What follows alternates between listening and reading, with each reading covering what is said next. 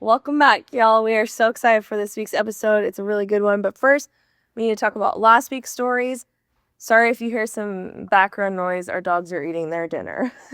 We had 4 stories last week. One of them was the fake. Let's find out officially which one was the fake. So there was, would I be the a-hole if I divorced my wife because she does not want me actively involved in raising our children? That's story 1. Story 2, coworker Jenna, she's being rude. Am I the a-hole for blowing up on my coworker? Story 3, am I the a-hole for letting my husband's mistress meal prep for him and the kids? Story number 4, am I the a-hole for wanting my girl best friend to be the best man? That one was a hot take on social media.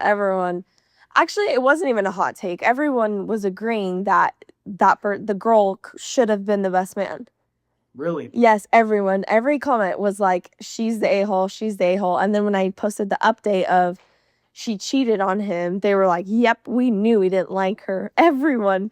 And then at the end, there's like a clip where I say like, he's still the a-hole, and people were getting on me about that. They were like, she better have been joking because he is not the a-hole. It's him, or her, that is. I was just going to ask how you feel about that, because that was like, you didn't like. Yeah. No, because I'm just so about the girl's feelings. I feel like I'm more drawn towards like sticking up for the girl. But I was kidding when I said that. It was like sarcasm, and I mean, it got people to chuckle, so I'm fine with it. But yeah, I got some heat on it for sure. I was like, all right, fair, I'll take it. The fake of last week was, am I the a-hole for blowing up on my coworker? Jenna's story. So this is the one where she was microwaving fish in the kitchen at work, and then they're at this, like, what was it, like a party or something, and she like called her out, was like, Jenna, stop it, you're a jerk. Just like the lamest little comments. So anyways, not our juiciest fake story, but we tricked Kenna and Tanner when they were here. They chose, I don't remember, they both chose a different one for the fake, and they were both wrong, so we tricked them. And that was like, you would have hoped that reality was fake. Some of those stories were like, they were like, you would have thought the real ones were the fake ones. Yeah, no, exactly. So now, for this week, we are so excited to talk about what the episode is, and it is Mother-in-Law from Hell. The old monster-in-law, people. This is going to be a good one. I feel like there's so many people out here that can relate to having a mother-in-law that they either hate or they just don't really like, or they're scared of, or they love them. The bottom line is that blending families is not always easy to do. Right. Cultural backgrounds are different, all that stuff. So this story comes from the subreddit, Mother-in-Laws from Hell. Internet Friendsy, electric love so trendy. Bytes and bits we're blending. One click, no pretending. My monster-in-law used our miscarriage to make herself the victim. Beyonce thinks I'm overreacting. How? Oh, what? Okay, go. We've been no contact with my fiance's mother for 2 years. She's a textbook narcissist, manipulative, boundary crushing, and incapable of seeing beyond herself. Every interaction with her is drama, guilt tripping, or manipulation. She sent endless emotional tirades to the family WhatsApp, turned the smallest things into chaos, and has always made it clear that she sees me as a threat to her control over my fiance. The breaking point back then was after a family trip where she bombarded us with messages blaming me for isolating her, saying things like I was cold, heartless, and destroying the family. She even sent a massive rant to the group chat, attacking me directly. My fiance confronted her, and her response was silence, literally. She gave him the silent treatment for months and then reappeared like nothing had happened.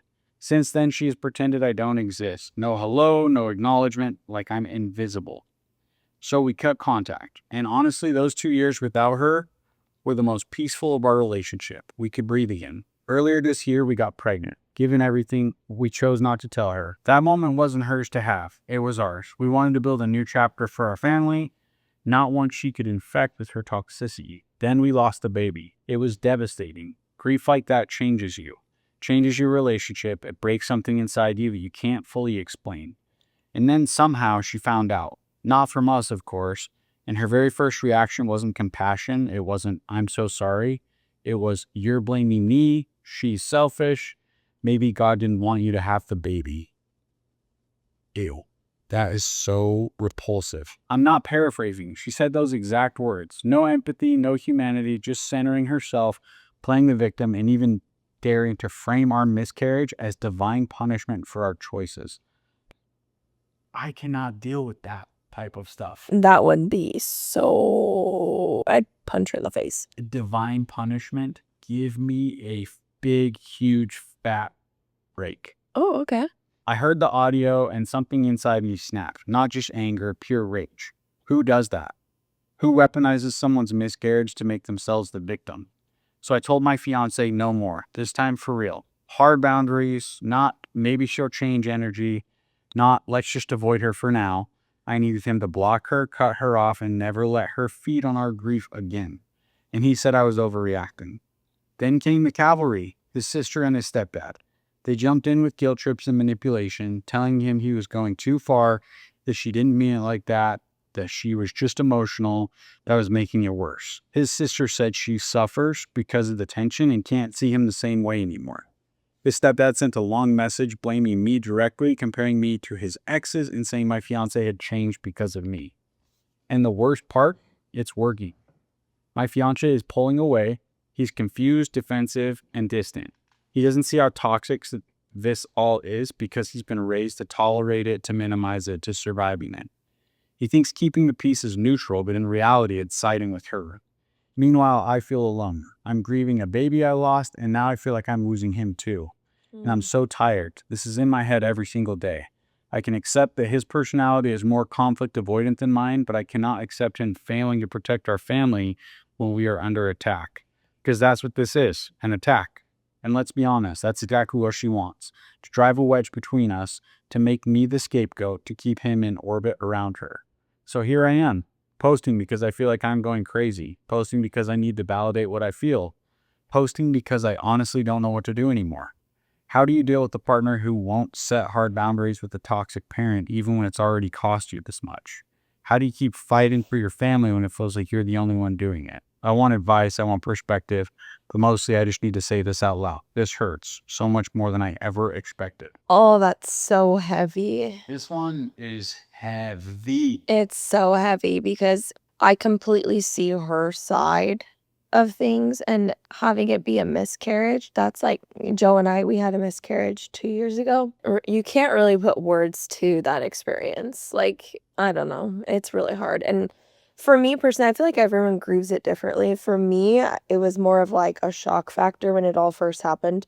Then it was like slowly as time went on, that's when I really started like being more upset and like devastated by it and could actually like reflect on it. So I can relate in a way of like what she's going through with the miscarriage, and to have your own mother-in-law say those things to like family and friends or whoever she was talking to about it and getting that back. Oh my gosh. I don't blame her for wanting to cut ties at all with that, because I would be like, that's unforgivable, at least for a bit. Like I need time, like F you kind of thing. But I kind of feel bad for him a little bit because that is his family. And I think you can speak more to this because I mean, you see his side when it comes to like it's your family and you want to stay close to them. Yeah, well, what it really comes down to is just what people's expectations are, all that stuff, the sociology, how people are raised, all that factors in. She kind of makes it sound like he has no backbone, like he has no spine in the situation. And some of the comments were saying some of that stuff too. And it's just so hard to take somebody from one world and have them empathize with somebody from another world, that it's really hard to bridge that gap. Yeah. What my thought was after reading this story is that they need to hunker down and they need to mourn and they need to heal emotionally just from the miscarriage alone. Yeah. For her to kind of like wage war on the family, I don't think she's doing herself as much favors as she thinks she is. Being like, I need to keep her away from me. It's like, you're probably just dealing with your loss more than anything. Like, come together as a couple, be there for each other, and heal. And like, I don't know what that's supposed to look like other than like, you just don't pay it as much energy, maybe. Just don't make it about their family, because you can't win. You're putting him in an impossible situation. It is so impossibly difficult to cut ties or to like go culture here to establish boundaries. Like, it doesn't work the way that people want it to work. There's no good solution. It sucks. It sucks for OP. She lost a baby. And I can only empathize for a mother because there's like hormones and stuff that go into it. We were not planning the pregnancy that we lost. Yeah. It's just weird to think like you can't have, you get random intrusive thoughts of like, oh, it'd be crazy if we had a baby that was 2 right now or whatever. You know, it's like you have these thoughts of like what could have been.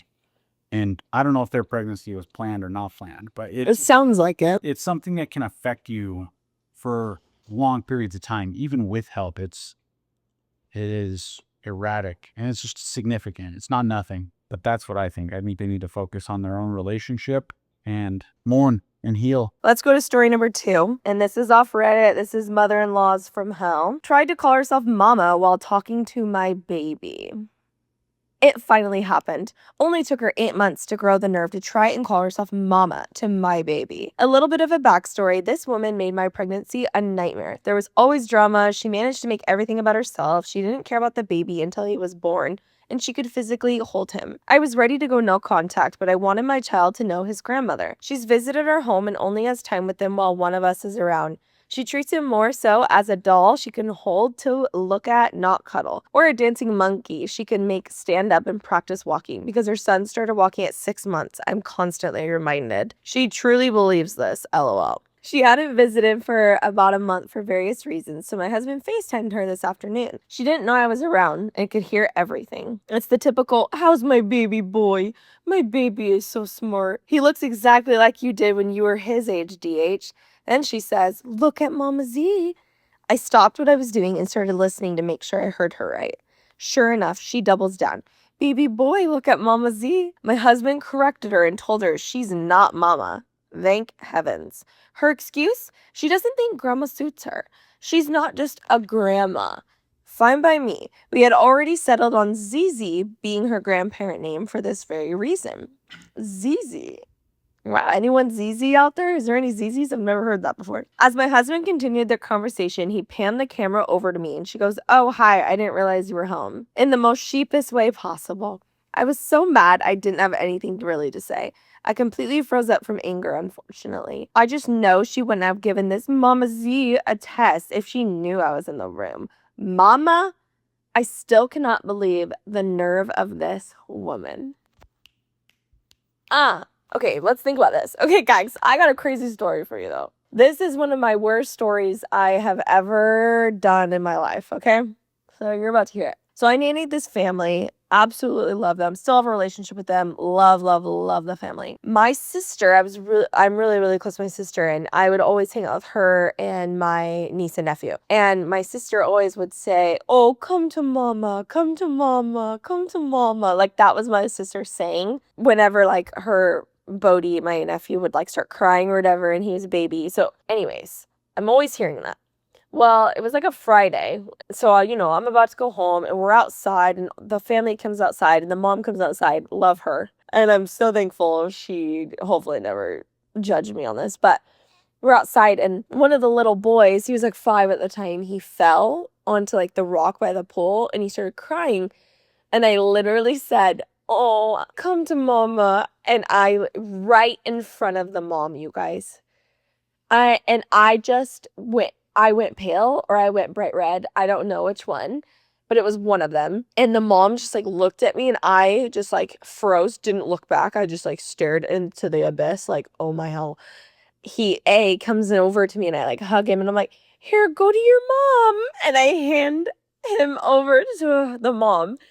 And I was literally like, I wish in that moment I would have been like, I don't know why I just said that. I swear I have never told him to come to mama and pretended to be his mom before. Like, I wish I would have said something. I said nothing. And then I go, okay, I'm going to head out. And I left. You just stood on business. I said, come to mama.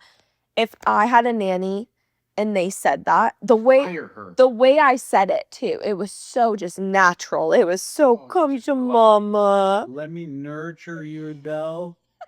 That is, I thought for sure it'd be like, I am not your mom, but I will help you in this moment. And you were just like, go to the real one. Your real mom. I'm the paid one.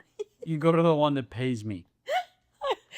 I was sick. Just talking about it now makes me so sick because I'm just like, I cannot believe I said that. So when I hear this, I'm just dying because it just reminds me of that crazy story that I had one time. Only once. Don't worry. I only did it once. Okay. Anyways. So who do you think's the a-hole? The mother-in-law? Really, if you had to pick a side, mother-in-law or the girl? The girl. Whoa, I think mother-in-law. It's Mama Z. The only reason the mother-in-law would be the a-hole in this story is because she was like, I didn't know you were home. I just think grandmas need to figure out their name. You don't have to go by grandma, like if that makes you feel too old, but you're not mama. Go by Gigi, Mimi, Mima, Nanny. My newsflash, you are old. So you're all grandmas in my eyes. Yeah, you know what? Grow up. All of you. I'm just kidding.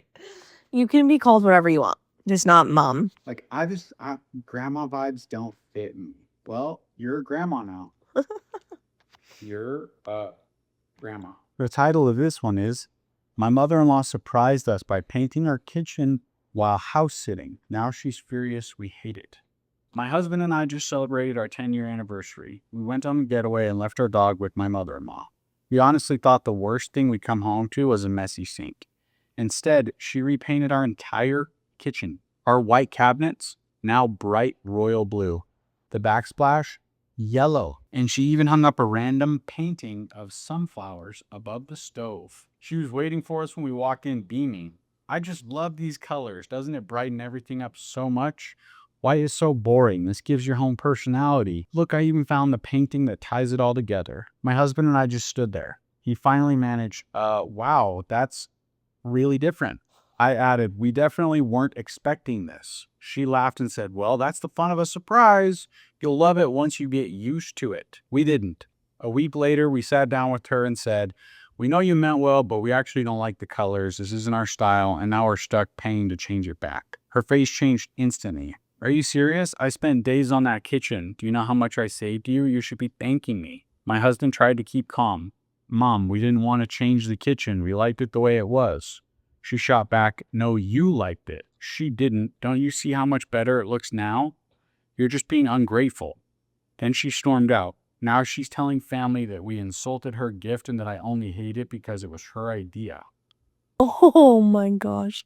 So here we are, out of money to fix a kitchen we loved with a mother-in-law who won't speak to us until we apologize for not liking her surprise. Could you imagine you're on your 10th year anniversary, which cheers to them because marriage is not super easy, guys. If you didn't know already. They went on an anniversary and come home. I'm like looking at my beautiful white cabinet kitchen and walking in and it being bright yellow backsplash and blue cabinets with a sunflower painting. When I think of backsplash, though, like I don't think of big. Like I'm imagining those royal blue cabinets. I could probably get down with royal blue cabinets. Baby, you're literally, his style is so disgusting. You guys don't even listen to him. What style? Like I've not styled one thing. You picked these chairs. That's true. You have a comment if you like these chairs. If you don't, if you think we should have gotten other ones, then let us know. No. Do you think the mother-in-law's that a-hole? Yeah, I mean, this one, I always am a little bit like, want to give people the benefit of the doubt on gifts. I feel bad because like, did she sub it out? They didn't say if she had somebody paint it or if she physically did the work. I feel like realistically, she probably subbed it out because there's no way an old grandma's going to be able to do that in a few days. She doesn't know how to do a freaking backsplash. But I did pick the painting up at Goodwill and she might have hung that. I don't know. Or what if she got it at Hobby Lobby? What if she got it at an art convention? Oh. A farmer's market. Like it's real art. I don't know. If you give a gift that's that out there, though, you're the asshole. You need to know that was like literally her just doing what she wanted, thinking it was like better than what they had. Yeah. All right. Get a new mother-in-law. Yeah. My story. Here we go. My mother-in-law has finally fully shown her true colors. This is off Mother-in-Laws from Home. For some background, I, 32F, have been with my husband, 32M, for nearly 16 years. We're high school sweethearts and have an incredible relationship together. We only just married this past year after 9 years of being engaged. This doesn't have anything to do with our relationship. I just wanted to have a dream wedding, and so we waited until we were in a place financially that we could afford to have everything we wanted. 4 years ago, we moved in with my husband's parents at their insistence. His mother claimed she wanted to help us save money, but even back then, I was incredibly wary. She likes to control situations, and I had worried she'd try to do the same with us. But in the end, our rent was going up, and I knew we'd be able to save money. Not to mention, they have a 5-bedroom house with a separate pool room, so I figured we'd have plenty of space and not step on anyone's toes. At first, things were fine. Well, as fine as they could be. My husband never had a good relationship with his father, as he was an incredibly unkind man and alcoholic. My mother-in-law has also always been passive-aggressive towards me, and I'm sure talks about me behind my back. I'm not special though, because she does this with most people who she doesn't consider her family. Now getting into the problem that just happened. Last month, my sister-in-law graduated from college. Her college is in a city 6 hours away from us, but my husband and I still took the time to travel down with the rest of the family over the weekend to watch her graduate and take her to a special dinner. That was all fine, but the very next weekend, my mother-in-law planned to throw a huge expensive party at the house to celebrate my sister-in-law again. My husband and I had no problem with that either, but we would only be able to attend the first half of the party. You see, my aunt has brain cancer and it's terminal. My family was throwing an F cancer party the same night as the graduation party, but we figured it would be fine. The graduation party started at 3, while my aunt's party wouldn't start until 7. So we would just stay for the first few hours and then go to the other party to support my aunt. She didn't even want to have a large party and had told my mother-in-law as much, but had been ignored. My mother-in-law claimed that this party was for her since she's the one who had helped put my sister-in-law through college. Anyways, the night of the party we stayed and even helped set up for the party while my husband made some of the food. Then at 7, while everyone else was drinking and listening to the band my mother-in-law had hired, we left for my aunt's party. There were around 120 people in attendance, so we knew we wouldn't be missed. This was proven true when the next night my mother-in-law mentioned that she hadn't seen us later in the night and had no idea we'd left. My husband told her the situation and that we had gone to my family's to support my aunt because she had terminal brain cancer. This is where everything fell apart and nothing will ever be the same. She then proceeded to say that she didn't care about my aunt, that she had already lived her life and we should have stayed at the party because my sister-in-law is more important. I was honestly speechless. There were others of my husband's family members around, but they weren't a part of the conversation, so I don't believe any of them heard her. My husband proceeded to yell at his mother until she just walked away. I have been obviously furious with her ever since and have been ignoring her. My husband said that his mom was drunk when she said that and surely didn't mean it. I wanted to believe that too, since it was such an evil thing to say that I couldn't imagine any sane person actually believing it. While she's never been the most pleasant, this was so far out of left field I could hardly believe it. Last night while I was in my room, apparently my mother-in-law approached my husband and told him that I've been mean to her lately. I haven't been mean to her. I just haven't gone out of my way to be nice. He then decided to confront her and told her she needed to apologize for what she had said when she was drunk. He thought she'd be ashamed when reminded of the horrible things she said. To his horror, she doubled down. Even while sober, she claimed it was her right to have her beliefs, and her beliefs are that it doesn't matter that my aunt is dying from cancer and she doesn't care. This led into a fight between her and my husband, and he finally realized she's an irredeemable monster. He came to our room and told me we were going to begin the process of moving out and back into our townhome, back into our own place. I'm more than fine with this, and before anyone tries to say that we are being ungrateful because she has supported us, no, it's actually the opposite. For the last 2.5 years, my husband and I have been contributing around $1,500 per month towards household bills, including buying all the groceries and making dinner for her every night. In my city, we can find a nice 2-bedroom apartment for $1,300, so we haven't actually been saving money at all. And some of you might ask, but why did you live with her so long? Well, we had no intention of staying for 4 years, but then 2.5 years ago, my father-in-law died from cancer. That's right. She, of all people, should know the devastation of cancer and have sympathy, but she's a selfish narcissist, so nothing that doesn't directly affect her matters. So my husband and I stayed and helped pay the bills and made sure she was fed and not alone, and this is what we get.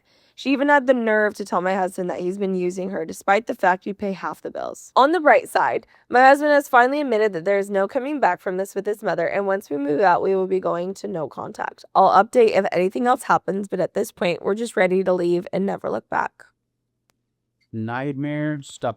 The mother-in-law, what she said is literally, that's hard for me to comprehend that somebody could say that. Yeah. My daughter is more important than your soon-to-be dead aunt's gone life. Like that is just bananas that somebody would say that. Mm-hmm. It's always going to be emotionally volatile, and drawing such staunch lines in the sand, you have to protect your peace. That is important for a relationship. The relationship has to come first. This whole thing, it sounds like that's an absolutely asinine thing to say. It's so over the top, but it's like, Yeah. I don't think she's in her right mind. She couldn't be in her right mind. They said she was plastered. No, but she did it again when she was completely sober, and she doubled down, and they said even worse things at that point. So she's a terrible person. Yeah. But I think she's just digging her heels in. She's being a stubborn old bat. I don't think she's that old. She gives me like hot, rich mom vibe. Really? Well, they've been together for 16 years, so she's not young. Yeah, she's probably in her like 60s. That's not that old. But 60s, single, husband died of cancer. I have one earring in my ear right now. Everyone, please notice that. It's fine. You Okay. can never undo that. I know, it's gonna be on the internet forever. That's so embarrassing. I forgot to put the other one in. I guess I really don't know. I know that we have gone to therapy specifically around setting family boundaries. There's just nothing easy about it. Nothing easy about it. And what the mom did and what she said is effed. Woo, that stirred up lots of crazy drama, guys. Mother-in-law from hell. I hope so, frick. So stay tuned next week. In the beginning of the episode, we will announce which one was the fake of this week. Only one of them was. The other ones were real. Crazy, crazy, crazy. But again, thank you guys so much for being here. Subscribe to our YouTube channel. Follow us on Instagram. Follow us on TikTok. Like our Facebook page. We love hearing from you guys and seeing you guys on there and reading all your guys' comments. Like, it's so fun to be able to interact with you guys every single day when we post. Internet Friendsy on 3. 1, 2, 3. Internet Friendsy.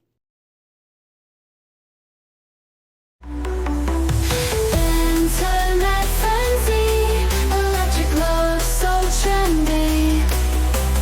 Bytes and bits we're blending. One click, no pretending.